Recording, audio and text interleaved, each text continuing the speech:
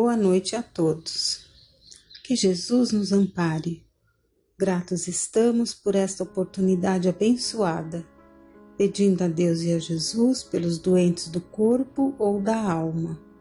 Que a misericórdia do Pai se faça presente onde houver dor e sofrimento. Pai nosso que estás no céu, santificado seja o teu nome. Venha a nós o teu reino. Seja feita a tua vontade, assim na terra como no céu. O pão de cada dia dá-nos hoje.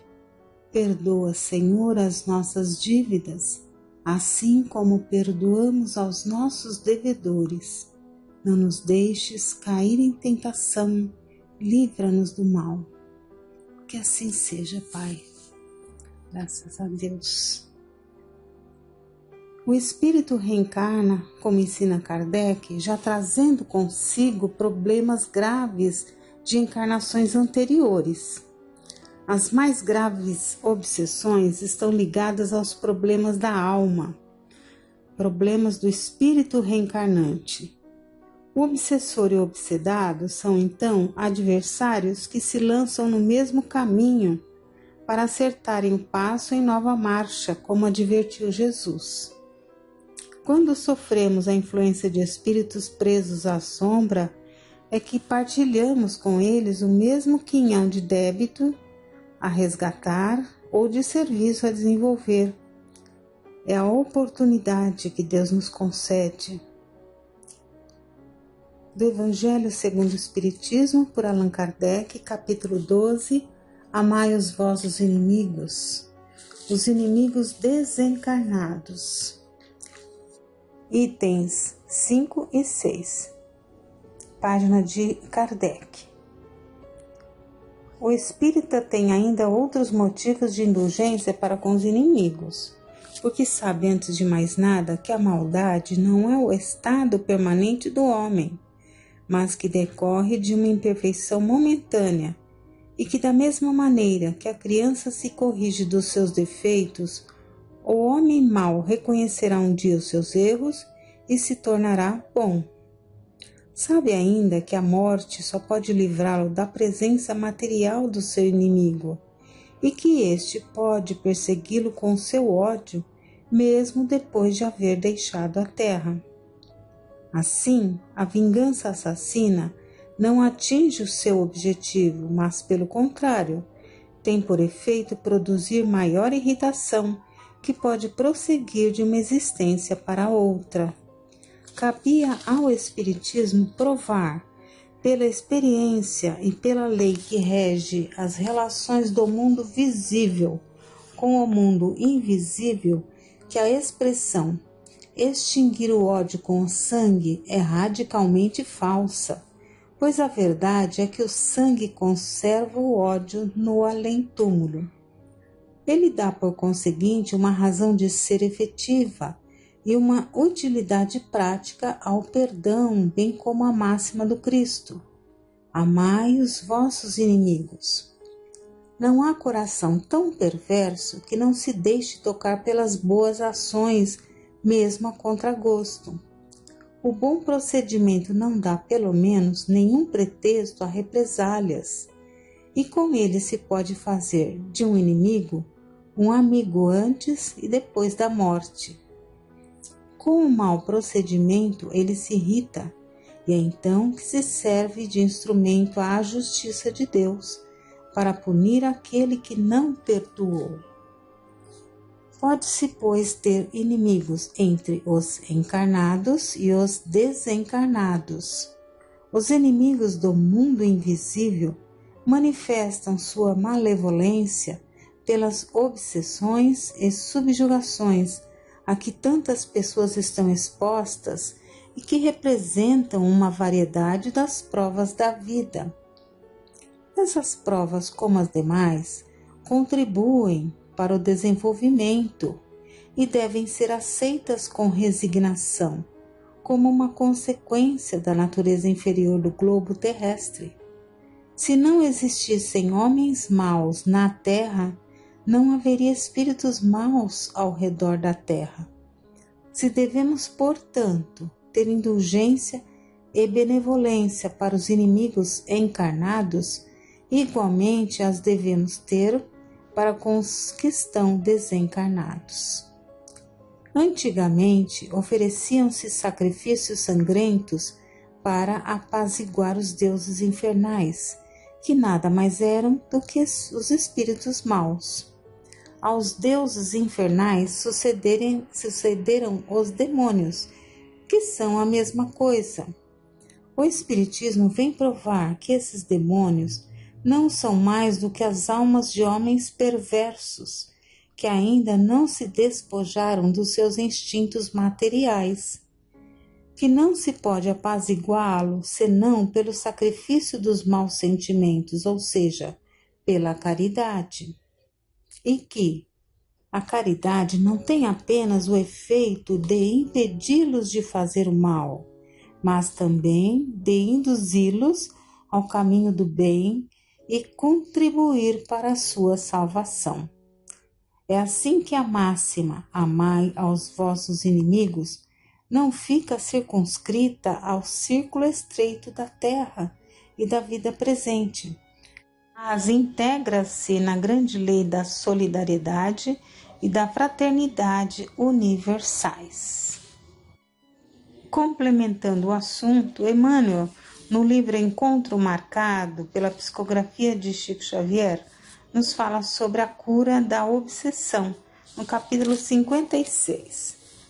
Ele diz: sofreste processo obsessivo que te ameaçava a segurança mental.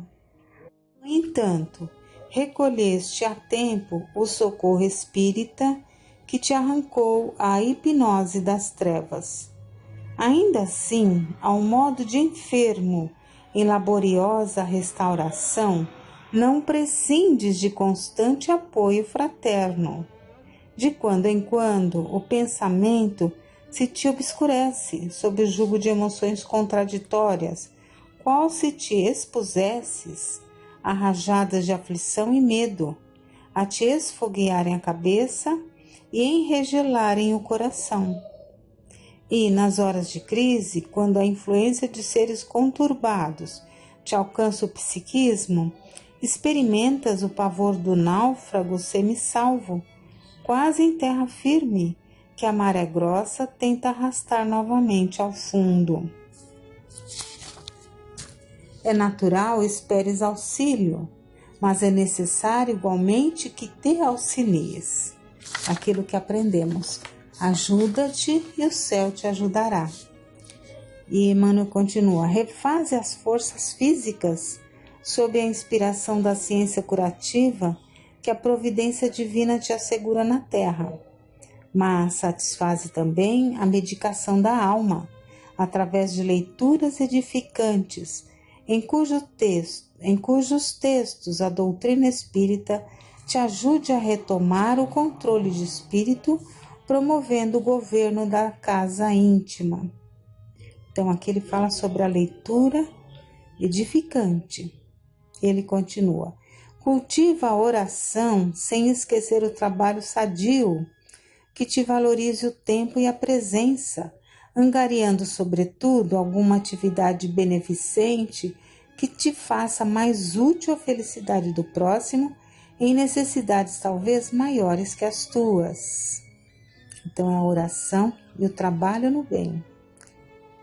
Reage contra quaisquer impressões de mágoa ou de ressentimento. Evita quanto possível as circunstâncias em que a tua posição de convalescente seja suscetível de queda. E guarda-te no convívio de irmãos cujos laços de entendimento e de afinidade te garantam o equilíbrio que ainda não pudeste de todo recuperar. Emmanuel fala aqui dos sentimentos, sentimento de mágoa, de ressentimento, que precisamos evitar e buscarmos o convívio com irmãos cujos laços de entendimento e afinidade nos garantam o equilíbrio, que sozinho muitas vezes não temos. Então, aquela convivência sadia. E ele continua: rogas o concurso de benfeitores desencarnados através de médiuns amigos, e de certo receberás semelhante auxílio. No entanto, é imprescindível que te decidas a aproveitá-lo. Meditemos no esforço generoso daqueles que nos amparam e saibamos colaborar com eles a benefício nosso. O enfermo mais ricamente assistido deve cooperar com o médico que o atende, para que se possa curar. E voltando ao Evangelho, Kardec fala sobre o bom procedimento, fala do perdão, da prática da caridade. Então vemos que a ação no bem praticada agora neutraliza o mal praticado no passado. É assim, com o nosso bom procedimento, é que vamos reconquistando corações que ferimos outrora. Vamos encontrar um caso de obsessão numa parenta de Chico Xavier no livro Chico Xavier na Intimidade, de Ramiro Gamas. Chama-se Lição Evangélica esse caso. Uma senhora muito estimada em Pedro Leopoldo, casada com um parente do Chico, de repente fica obsedada. O obsessor, revelando sua vingança, fazia-a correr com os cabelos desgrenhados, com a roupa em desalinho pelas ruas da cidade, sob a piedade dos seus habitantes. O estimado médium foi procurado pelo marido da obsedada, que, com lágrimas nos olhos, aflito, lhe pediu ajuda. O Chico bem que sentira aquela tragédia, mas que fazer? Já havia pedido aos amigos da espiritualidade um remédio e nada lhe viera como resposta. No entanto, diante do pedido do irmão, ficara apreensivo e dormira pensando no caso doloroso. No sonho, Emmanuel lhe aparece e lhe diz: confiemos e esperemos em Jesus. A vingança manifestada agora cobra uma dívida do passado, de outras vidas. O obsessor e a obsedada ajustam as contas. Iria trabalhar, todavia, a favor de ambos, e muito especialmente para que fosse permitido receber-se a vítima, o algoz, como filho. Então, a parenta que estava sendo obsediada receberia o algoz como filho. Passaram-se meses e numa tarde, Emmanuel apareceu para dizer ao seu tutelado espiritual que seu trabalho dera bom resultado. A misericórdia divina permitira que a obsedada fosse mãe do obsessor. E de fato, tempos mais tarde, a irmã obsedada torna-se mãe de uma criança toda aleijada, de um verdadeiro ser teratológico. Então ele tinha muita dificuldade física. Viveu uns meses mais tranquila, a mãe. Nesse ínterim, o marido desencarnara e ela fica viúva e só com seu filho e obsessor. Repetem-se então as perseguições e se efetivam de tal maneira que o Chico, a conselho de seus mentores espirituais, a interna com muito pesar e sofrimento no manicômio de Belo Horizonte e sob o número 300. O médium Chico Xavier volta depois disto, magoado, revoltado, inconsolável. No quarto de sua humilde casinha, num solilóquio comprometedor, desabafa: não está certo. Eu que tenho recebido tantos espíritos de luz, proporcionando com eles aos meus confrades tantos benefícios, não consigo auxílio para curar minha parenta. Então meus amigos do espaço não poderiam doutrinar o obsessor, vencê-lo com seus argumentos evangélicos? E Emmanuel, aparentando velada tristeza na fisionomia, aparece-lhe e diz: o pretório está aberto. A vítima, que é uma sua parenta, e o algoz, que é o seu irmão desconhecido, estão sendo julgados. Você auxiliar-nos-á no que pode, na guarda e organização do processo. Eu procuro advogar-lhes a causa, orando a Jesus. Deus é o nosso juiz. Vamos fechar o processo e pará-lo? Chico responde: não. Então por que esta mágoa, este desespero, este choro injusto? Injusto? Ela é minha parenta, minha irmã. E Emmanuel fala: mas então você chora por ela porque é sua irmã? E as outras 299 que você deixou lá no manicômio não são também suas irmãs, filhas também de Deus?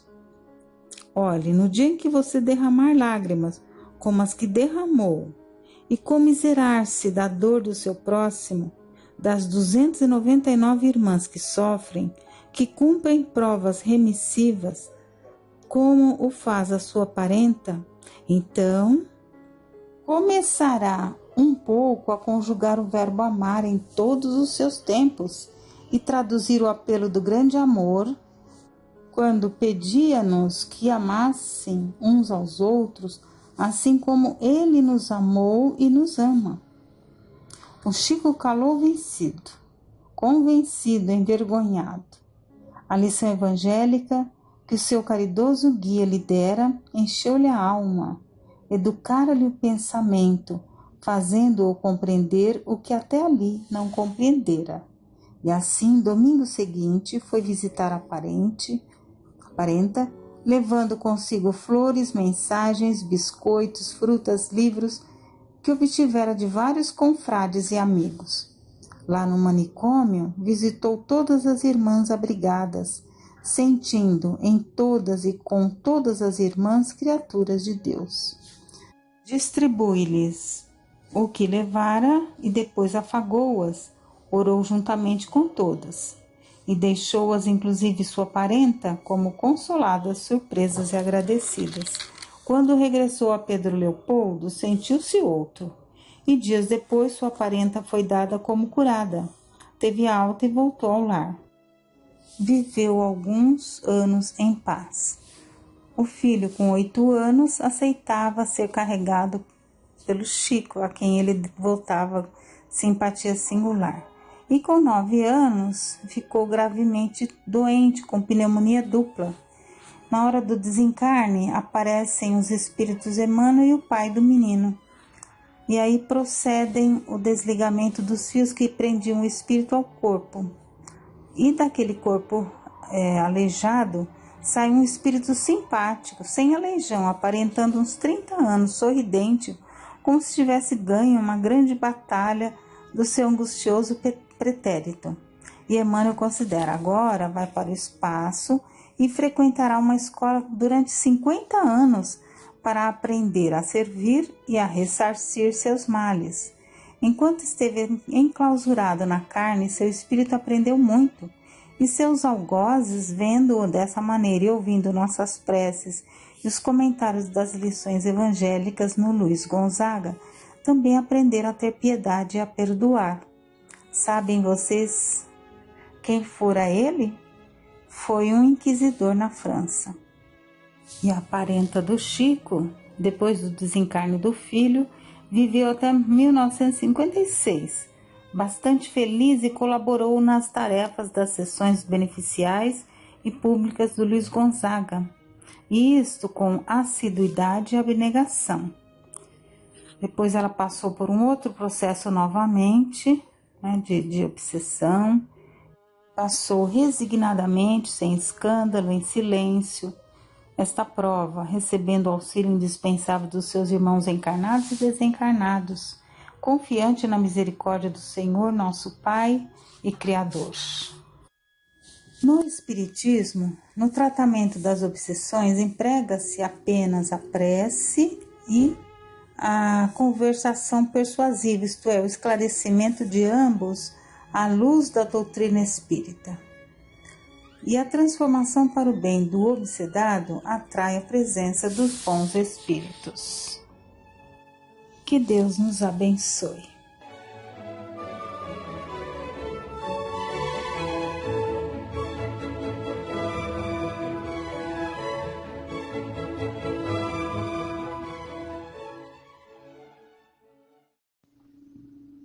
Boa noite a todos.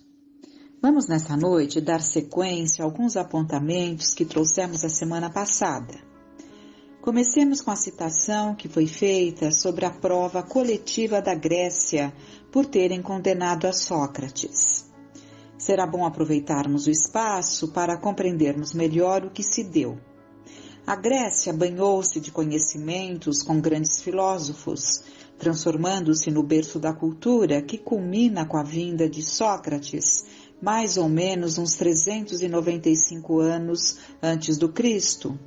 E no livro A Caminho da Luz, Emmanuel nos traz, pela psicografia de Chico Xavier, o relato sobre essa situação, bastante interessante. É por isso que de todas as grandes figuras daqueles tempos longínquos, somos compelidos a destacar a grandiosa figura de Sócrates, na Atenas antiga. Superior a Anaxágoras, seu mestre, como também imperfeitamente interpretado pelos seus 3 discípulos mais famosos, o grande filósofo está aureolado pelas mais divinas claridades espirituais no curso de todos os séculos planetários. Sua existência, em algumas circunstâncias, aproxima-se da exemplificação do próprio Cristo. Sua palavra confunde todos os espíritos mesquinhos da época e faz desabrochar florações novas de sentimento e cultura na alma sedenta da mocidade. Nas praças públicas, ensina à infância e à juventude o formoso ideal da fraternidade e da prática do bem, lançando as sementes generosas da solidariedade dos pósteros. Mas Atenas, como cérebro do mundo de então, apesar do seu vasto progresso, não consegue suportar a lição avançada do grande mensageiro de Jesus. Sócrates é acusado de perverter os jovens atenienses, instilando-lhes o veneno da liberdade nos corações. Preso e humilhado, seu espírito generoso não se acovarda diante das provas rudes que lhes travasam do cálice de amarguras. Consciente da missão que trazia, recusa fugir do próprio cárcere, cujas portas se lhe abrem às ocultas pela generosidade de alguns juízes. Os enviados do plano invisível cercam-lhe o coração magnânimo e esclarecido nas horas mais ásperas e agudas da provação. E quando a esposa, Xantipa, assoma as grades da prisão para comunicar-lhe a nefanda condenação à morte pela cicuta, ele exclamando no auge da angústia e desesperação: Sócrates, Sócrates, os juízes te condenaram à morte. Que tem isto? Responde resignadamente o filósofo. Eles também estão condenados pela natureza. Mas essa condenação é injusta, soluça ainda a desolada esposa. E ele a esclarece com um olhar de paciência e de carinho. Um olhar de paciência e de carinho. E quereríeis que ela fosse justa? Senhor do seu valoroso e resignado heroísmo, Sócrates abandona a terra, alçando-se de novo aos páramos constelados, onde o aguarda a bênção de Jesus. Muito interessante essa resposta. E quererias que ela fosse justa? Então, muito melhor que seja injusta, muito melhor que sejamos a vítima e não o algoz. Isso temos sempre que ter em mente. E Emmanuel fala também sobre os discípulos de Sócrates. O grande filósofo que ensinara à Grécia as mais belas virtudes como precursor dos princípios cristãos, deixou vários discípulos, dos quais se destacaram Antístenes, Xenofonte e Platão. Falaremos apenas deste último para esclarecer que nenhum deles soube assimilar perfeitamente a estrutura moral do mestre inesquecível. A história louva os discursos de Platão e tudo que nós temos de Sócrates foi escrito, né, pelos seus discípulos. Então, quando nós lemos Platão, nós buscamos ali as ponderações, os ensinamentos de Sócrates, mas ele não deixou nada escrito, né? Então, a história louva os discursos de Platão, mas nem sempre compreendeu que ele misturou a filosofia pura do mestre com a ganga das paixões terrestres, enveredando algumas vezes por complicados caminhos políticos. Não soube, como também muitos dos seus companheiros, conservar-se ao nível de alta superioridade espiritual, chegando mesmo a justificar o direito tirânico dos senhores sobre os escravos, sem uma visão ampla da fraternidade humana e da família universal. Contudo, não deixou de cultivar alguns dos princípios cristãos legados pelo grande mentor, antecipando-se ao apostolado do Evangelho antes de entregar a sua tarefa doutrinária a Aristóteles, que ia também trabalhar pelo advento do cristianismo. Então, acho que ficou clara, né, essa colocação de que, evidentemente, que temos ali princípios cristãos do legado, né, dos legados deixados por Sócrates, mas permeado ali de colocações, de equívocos, já por este lado político, né, das paixões terrestres que Platão ainda se deixava conduzir. Aí, vamos ver agora a aprovação coletiva da Grécia, porque nós citamos rapidamente a semana passada, mas é importante que entendamos que existem as provas individuais, que são aquelas que nós respondemos, resgatamos individualmente por terem sido erros, posturas cometidas individualmente. Existem as provas familiares ou familiares, que foram erros cometidos ali pelo grupo da família, portanto resgatados juntos. O grupo se reúne, resgata junto. E as provas coletivas, que abrangem um número maior, até mesmo uma civilização. Então, o que nós vamos ver agora é a aprovação coletiva da Grécia. E o porquê, até já citamos, mas vamos ver agora com mais detalhes. Porque Emmanuel nos traz essa explicação no livro A Caminho da Luz.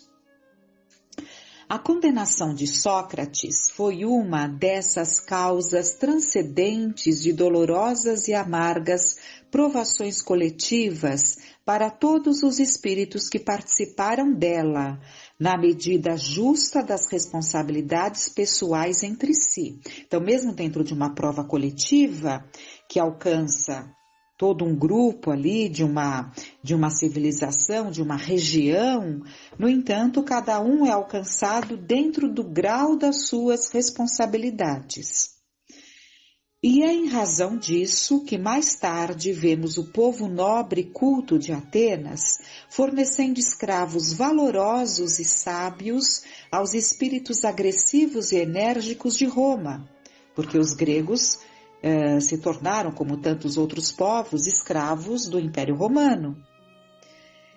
Então, toda aquela nata intelectual, né, forneceu escravos, olha, e é em razão disso que mais tarde vemos o povo nobre e culto de Atenas fornecendo escravos valorosos e sábios aos espíritos agressivos e enérgicos de Roma, tanto que muitos dos professores que frequentavam ali aquela nata da sociedade, dos patrícios, e que se instalavam então nas casas desses patrícios, ensinando ali aos filhos, eram escravos né? Eram escravos, muitos deles até libertos, mas sempre presos ali, porque os direitos não eram exatamente iguais aos dos romanos, né? Então eram escravos que se mantinham ali como instrutores, como professores, por serem cultos, né? Porque Roma tinha força, Roma tinha o padrão família, o exemplo da estrutura familiar, mas cabe à Grécia a cultura. É verdade que iam instaurar um novo período de progresso espiritual para as coletividades romanas. Então vejam que todas as provas, elas servem ali de aprendizado, de reparação, mas elas trazem benefícios. Por quê? Porque eles iam instaurar um período de progresso espiritual para os romanos, que era ainda um povo mais embrutecido, com seus luminosos ensinamentos. Mas o processo evolutivo poderia ladear outros caminhos, longe do morticínio e da escravidão. Então é importante que entendamos isso. Certas situações trazem resultados positivos em termos de progresso. O povo oprimido, o povo escravo, ajudando ao povo que liderava. No entanto, esse aprendizado não precisaria ser desta forma, dentro desse caminho, como eles falam. Poderia ladear outros caminhos, longe do morticínio e da escravidão. O que o povo romano, o Império Romano, teve como valor é que ele agregava aquilo de bom que os outros povos traziam. Isso foi muito, muito importante para o progresso aqui na Terra. Todavia, sobre a fronte de muitos gregos ilustres, pairava o sanguinolento label daquela injusta condenação. Label ignominioso que a Grécia deveria lavar com as lágrimas dolorosas da compunção e do cativeiro.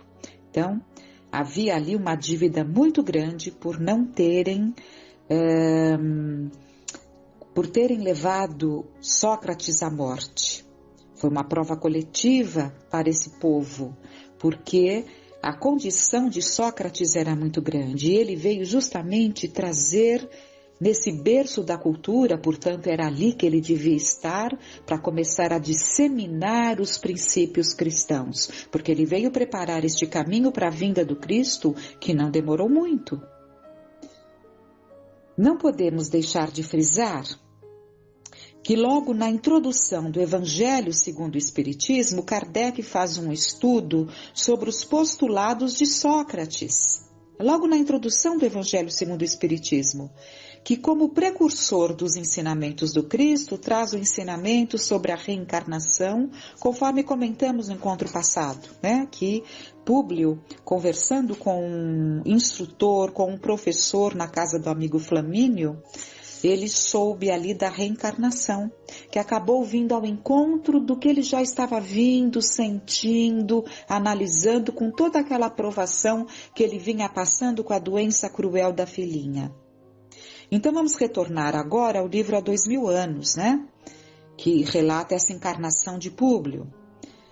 Nós paramos quando Flamínio o aconselha a buscar a Palestina em busca de novos ares para a filha gravemente doente. E de fato essa viagem se dá, ela acontece, né? E Públio durante a viagem não conseguia serenar o coração, mesmo vendo aquelas paisagens tão lindas, mesmo estando distante daquela rotina que o prendia tanto lá no Senado, ele trazia o coração oprimido com maus pressentimentos. Porque, na verdade, ele estava realmente indo ao encontro de situações que o colocariam em prova. E a primeira prova não tardou. Ele já estava em terras palestinas, já se aproximando de Jerusalém, quando uma pequena pedra, fere o rosto da esposa, da Lívia, e causa todo aquele tumulto, e um jovem de uns 18 anos é trazido ali como o culpado de ter atirado aquela pedra. E Públio Lentulus, naquele momento, ele recordou a recomendação de Flamínio, lembram-se? Aquela recordação, seja em terras desconhecidas, seja bastante firme, né? Lembrando isso, ele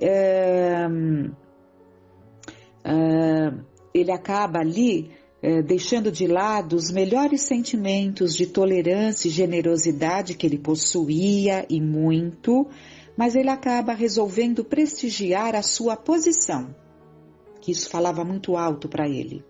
A sua posição e autoridade aos olhos de quantos houvessem de lhe seguir a permanência naquele país estrangeiro. Então é importante que nós ressaltemos que ele teve esse conselho. Mas quando se aconselha, não se sabe exatamente as circunstâncias em que as coisas se darão. Então, é importante que entendamos que o que ele vai fazer é uma escolha dele. É uma escolha dele, é uma responsabilidade dele e é justamente uma atitude do passado que ele ainda não havia dominado. Nós vimos lá aquele sonho que ele relatou e ele tem uma atitude bastante drástica nesse momento. Ele ordena que providências imediatas fossem tomadas e mandando espancar ali o escravo, né? E a cena tornou-se tão desagradável que a própria Lívia fala: basta, Públio, porque os direitos da nossa condição não traduzem deveres de impiedade. Quando ela fala isso, ele cai em si, ele reconsidera ali a situação, manda parar, mas alguém pergunta: e o que fazemos com ele? E ele estava muito irritado com aquela situação toda. Ele acaba dizendo: para as galeras. Os presentes estremeceram, porque as galeras significavam a morte ou a escravidão para sempre. E aí começaram então.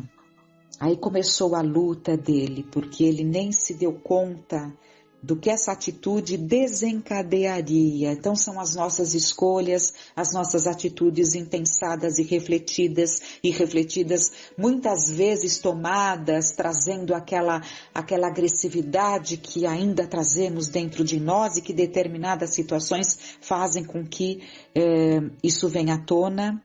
Então uma série de reflexões penosas enfileirou-se no seu mundo íntimo, assinalando os mais fortes conflitos de sentimento. Por quê? Mais adiante, o pai, o judeu, o pai desse jovem, vai implorar para que ele reconsiderasse essa sentença. Mas ele continua firme, altivo e não volta atrás. Mas quando o pai vai embora e diz que ele havia ganhado um inimigo para o resto da existência dele, ele passa ali, ele se acalma e passa a pensar: também eu, né? Também ele não era pai e não procurava reter os filhinhos perto do coração? Aquele homem possuía as mais fortes razões para considerá-lo um espírito injusto e perverso. Então ele toma todas as providências, ele manda com que vão atrás, ele se arrepende, manda irem atrás do Saul, que era aquele jovem, mas chega uma resposta de que aquele jovem desaparecera do cárcere, fazendo crer numa fuga desesperada e imprevista. Os informes foram transmitidos à autoridade superior sem que Públio Lentulus viesse a saber que os maus servidores do Estado negociavam muitas vezes os prisioneiros jovens com os ambiciosos mercadores de escravos que operavam nos centros mais populosos da capital do mundo. Então ele se acalma, pensando: se ele fugiu, ele volta para o pai. E não toma mais nenhuma providência, concluindo isso, não sabendo desse detalhe. Ele não conhecia essas situações dessa região. E mais tarde, lá no final do livro, na análise que ele faz da vida dele, ele conclui que ele deveria ir pessoalmente saber de Saul, procurar por Saul, descobrir ali o seu paradeiro pessoalmente e não ter delegado essa tarefa. Então é um dos pontos dos quais ele se arrepende muito, e essa situação vai desencadear uma série de tormentos na vida dele, como o rapto do filhinho dele, porque esse pai acaba raptando o filhinho dele. Então, mas o que fica para nós disso tudo? As nossas escolhas, as nossas atitudes e, como finalizou o nosso tempo, o nosso agradecimento a esses espíritos de condição que se desnudam, nos contam as suas dores, as suas lutas, os seus erros, a sua crueldade, para que nós possamos aprender, para que nós possamos aprender a fazer escolhas melhores, para que percebamos que o nosso passado fala muito alto e o nosso presente, porque ainda deixamos vir à tona tanta animalidade ainda em nós. Basta que se acione em nós algo que nos desagrade. Então reflitamos sobre tudo isso e busquemos essas leituras, como esse livro, por exemplo, que nos transporta aos tempos de Jesus. Porque Jesus é personagem nesse livro e há muitos relatos que Emmanuel nos traz sobre a sua fala, as suas atitudes, o povo que o seguia, as perseguições, enfim. Com muita gratidão no coração, tenhamos uma noite